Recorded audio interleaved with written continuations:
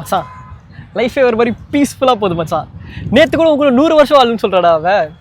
எனக்காக என்ன வேணா செய்வாடா மச்சான் இல்லை. இப்போ கூட அவள் தான் மச்சான் கால் பண்ணுறான். 100 ஆயிடுச்சுடா அவளுக்கு. வெயிட் பண்ணி பேசிட்டு வரேன். இங்கேடா.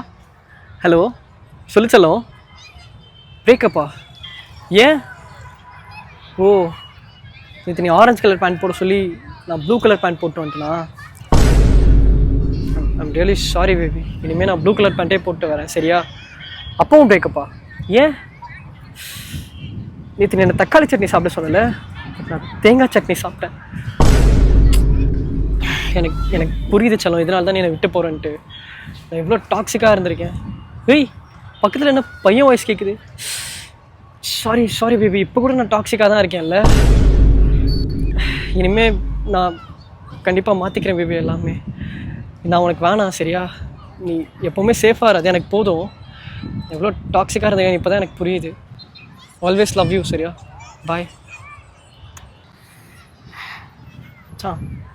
நான் எவ்வளோ டாக்ஸிக்காக இருக்கேன் இப்போ தானே எனக்கு புரியுது. அவள் இத்தனை என் கூட இருந்த நரக வேதனை அனுபவிச்சிருக்கான் மச்சான்.